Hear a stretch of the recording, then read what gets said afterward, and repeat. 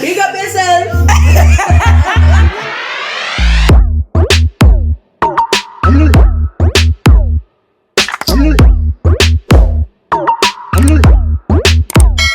Hi guys, thank you for returning back to my channel. If you are returning and if you are new, thank you for clicking on this video. So I wanted to talk about the interview that Zeze Millz done with Rich and Garvey, titled I Can't Quantify How Many Times I Had Cheated. I remember like a week ago or something like that, she posted on her social media if anybody is a serial cheater to get in contact with her, because she wanted to actually sit down with somebody and discuss this, obviously with this whole Derek Jackson scandal. I don't even know what to call it, that blew up. It really sparked a lot of conversation, an ongoing conversation. So I was actually waiting to see who was going to sit down with Zeze and do this interview, because it is much needed. And it's not even to like bash the person or to be like you are a serious cheater, but for me it was to really try to understand men's perspective when it comes to cheating, like, because we have our own understanding of why men cheat, and I feel like sometimes men feel like we don't get them, like we don't understand, like there is so much to it. So this was really interesting to watch. Like I took my time to listen to it, the whole video, and try to understand both of the guys' perspective, and I'm gonna just give you mine. So let me know your thoughts in the comment section and let's dive right into the video. I just wanted to say, like, the person, I think it's Rich, right? I really feel like he wasn't the right guy for this interview.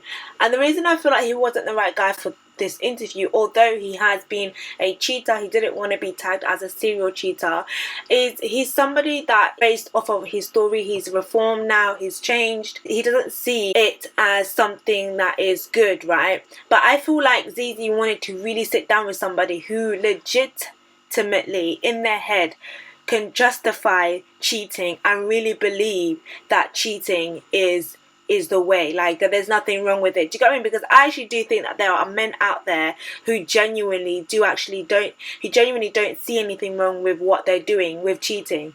But here is this guy who has cheated in the past. He can't put a number on it. Of course, he's lived a reckless lifestyle. Based off of his story, his reason for cheating, for the most part of it, has come from his trauma. By the sound of it, he's probably been hurt way too many times, and for some of the reasons why he cheated was because the person that he was with, hurt him, so he obviously retaliated back and he hurt her back. Because in the interview he said something about there were times where he cheated where he didn't feel bad. When Zeze had asked him, he didn't feel bad because, you know, she had behaved a certain way. And then he got into this cycle where he met women who basically portrayed traits that triggered him. Therefore, because he was triggered, he retaliated and he cheated back. Which I kind of stood with Zeze, is like, okay, cool. I'm trying to understand where you're coming from by the whole triggering thing, but it still doesn't excuse the fact that you're cheating. And then we have Garvey, who is a social commentator, who obviously came with the stats, which is great. But I definitely didn't agree with some of the points that he made about we need to revisit the model and that we've been sold a lie, which I get, because I've had conversations about this and I do feel like a lot of people are starting to see it like that. A lot of people feel like, you know what, we've been sold a lie. This whole monogamous lifestyle, it's a lie. Men are not created to be with one woman. He spoke about the whole philosophy of mammals and all of that stuff. Guys, I get it, I understand, but I've got my own questions as well, and I've got my own little 2 pence to add to that. So the interview overall was great. I do feel like it was a bit of a wasted interview just because of the chosen candidates. I just feel like somebody who is actually a serial cheater could have actually given us the juice. Do you know what I mean? Like the real tea, honey, like the realness. I felt like Rich was a bit reluctant to talk. I don't know if he felt a bit open or vulnerable, because he kind of seemed like maybe in his past life he was a bad boy, but he really just seemed like he's a softie, like he's just a big teddy bear, like he just wants to be loved. Maybe he's somebody who's lacked like motherly love in his past and he's been cut and he's quite wounded. And you could tell, because people that have had that type of experience, whenever conversations get a little bit too deep and they feel cornered, they kind of go into their shell. And I felt like at one point he kind of got into his shell. He was just kind of like, boom, you're not understanding what I'm saying. Here you go again. You are that type of woman that I talk about. I'm trying to tell you how I feel, but you're not listening to me, and you're just objecting that. And this is the reason why I feel like I can't talk and be open. That's the type of vibe that he was giving me. I don't know whether that is true or not, but that's just from my own analysis. Okay, cool. Let's just quickly go back and talk about this whole model that we have been lied about. My question is, and my thing is, right, let's take away the stats, because for me, I feel like stats can change all the time, because stats is based on human response, right? For me, I feel like, and I'm going to speak not just based on stats, because stats show us that people cheat a lot and there's a lot of broken homes and this and this and that. And stats show us, stats is good for us to be able to put plans in place for the advancement of something. You know, it's like if I want to, for example, if I want to start up a business, it's important for me to know the statistics so that I know how well to present my business, or how to provide, or how to, do you know what I mean? Like, that's what I feel like stats are good for. For me, I'm kind of like, what is the foundation of your ideology? Like, what is the foundation? Take away the stats, but what is your foundation of your philosophy? Because I feel like a lot of people, I've said this many times, I feel like a lot of people create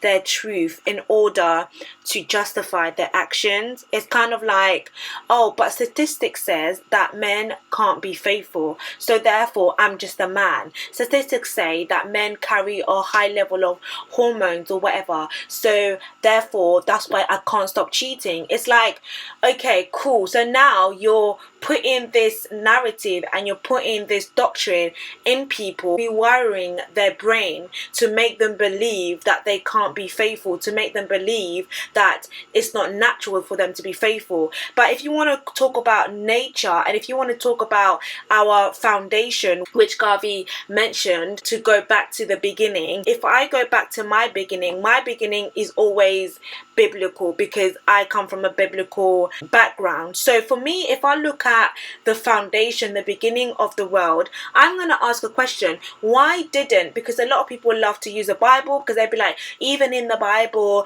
they even have multiple wives, so therefore this must obviously be okay. Why didn't then, when God created Adam and Eve, why didn't God take one rib from Adam and called it Eve, the other rib from Adam and called it Ava, and we're just like, you are not built to be with one woman, so therefore I'm going to set the pace from now, from the beginning, set the example and show the world that I took out from both the sides of your ribs, not just one, to show that you are not supposed to be monogamous. I've created you polygamically, whatever, polygamous. Why didn't God do that? Why did God only take out Eve? Because everything that people are quoting was after the fall. Like, anything that happened after the fall is man created, in my opinion, in my eyes. Anything that happened before Satan came and before Eve ate the apple, before sin was introduced to Adam and Eve, anything after that is man creating its own truth to suit their needs. So I'm just like, okay, if we were created to be polygamous, then why didn't God create two women for Adam? Why did he only create one woman?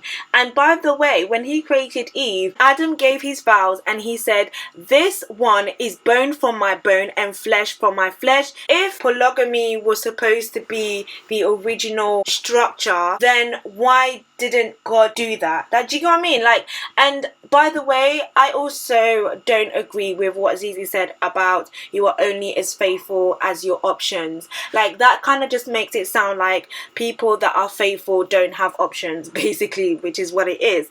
And of course, like, I get the whole idea that normally the good guys, the quiet ones, the sweet ones, the ones that we don't want, and ladies, this happens to us all the time. I don't know what female this has not happened to. The guy that you want doesn't want you. It's the guy that is pestering you, the guy that is literally like want to wait on your hand and foot. That's the one that we always like, nah, we don't want you. And it's the bad guy, the guy that, you know, everybody wants, the guy that all the females are throwing himself at. This is the one that we want, the one that's mean to us, horrible to us, the one that makes us cry, the one that is literally makes us have sleepless nights because we're waiting for that text, that little one piece of text, the one that It's like we're literally hyperventilating every single day, and we're literally just like checking our phones. The one that gives us anxiety, that's the guy that we want. I get that. So, and he's the guy that is going to cheat. But at the same time, I feel like everybody has options.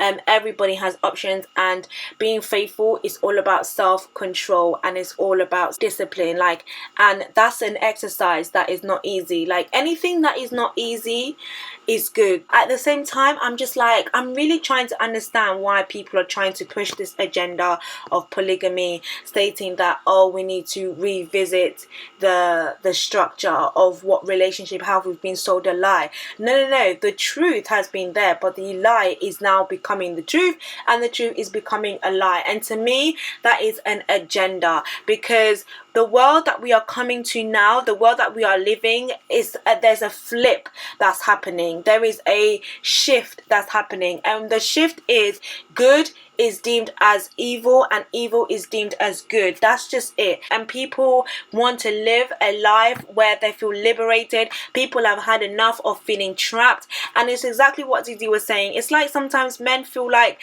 getting in relationship is like the end all be all. It's kind of like, this is the end of my life. They see it as a negative thing. Why is it that men take so long to make things official? Like, as soon as you get with a guy, 1 week, you already know, you're like, nah, that's it. Like, I'm committed to this guy. I don't need to know anymore. A guy would drag things on for like 1 year. He would do it for 1 year, and he'll be like, oh, let's just take our time. Let's just see. What do you need to see, babe? What do you need to see? I'm sorry. Like, what exactly do you need to see? But guys, like, there's so much to unpack, like Zeze said, and the guys on the panel. This is a conversation that is just endless, and it's just an ongoing conversation. But I just really wanted to come and say that, no, I do not believe that the original relationship plan and structure was never monogamous, like that we have been sold this lie. That to me is a lie. Because answer me that question, why when God created Adam and Eve, he didn't create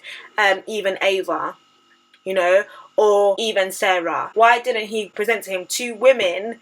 Because guys, remember, there was nothing ever wrong with two. When he was about to destroy the world and he instructed everybody to get into the ark, it was in twos. Everybody getting twos. Throughout the Bible, you will see how significant number two is. The Bible says one will chase 1,000, but two will chase 10,000. Iron sharpens iron. There's always that analogy used of the pair. But why didn't God then bring a pair to Adam? Because that was never the structure. I just feel like we are just living in a society where people don't want to be committed. People have commitment issues based on their past traumas, based on their life and insecurities for both men and women. Men are insecure, men are scared to love, they are scared to get committed, they are scared to be hurt, they are scared to be treated like they're fools. Women are scared to be hurt, they are scared to be abandoned, they are scared to give their heart and not get the same back. There is so much competition, there is so much accessibility, and people are taught, be selfish, don't give your heart, only give 10% of your heart, have 1 foot in, 1 foot out when it comes to women and what you can have. Men have shown their lack of commitment, so now people are trying to create this ideology that, hey, guess what, we have been told a lie that we're not supposed to be monogamous. Let's just be free and let's just date whoever and however many people we want to at the same time. They are being fed these lies through social media, through these celebrities, through these rappers, you know, living a flamboyant lifestyle, and they're like, right, you know what, actually that is the way forward. Look at them, they've got plenty of women, and therefore why should I be with one woman? Hey, guess what, I'm gonna now push a narrative that states that this is the way that we're supposed to be living. We're not supposed to be with one woman, we're supposed to be with multiple women, as many women as we want. So therefore, if a man cheats on you, if a man does that, then why don't you then revisit the relationship and say, hey, are you possibly lacking in another woman? Should we invite another woman? Would that satisfy you? No, that man will never be satisfied, because the problem is not with the woman, the problem is with you. You're trying to fill a void in you, and you're never going to be satisfied, because you're first of all lacking understanding of what family is, or of love is. Like, it was never between a man and two women. It was only between a man and one woman. Like, one woman, one woman.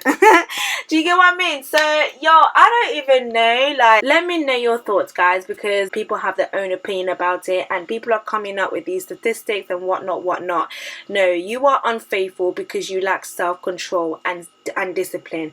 You're not unfaithful because you were designed to be unfaithful. That's a lie. And the more you keep believing this, the more you're going to keep adapting, and your mind is going to be indoctrinated with this narrative, and you're going to live this life thinking that it's okay to do what you're doing. It's never okay. Are you really going to tell me that you're going to live like you're going to marry multiple women and you're going to love them equally? That is a load of rubbish. I'm sorry, but that whole polygamy thing is man-made, and it's to satisfy your needs. That's it. Like, it's selfish, and it's kind of like you want to have your cake and you want to eat it all. When has anything that's ever been so pleasurable and so easy ever been a good thing, or ever been a godly thing? No, I'm sorry, but that's a lie. Thank you for listening, guys. Let me know your thoughts in the comment section. Don't forget to hit the like button and your notification bell, and I'll speak to you guys in my next video.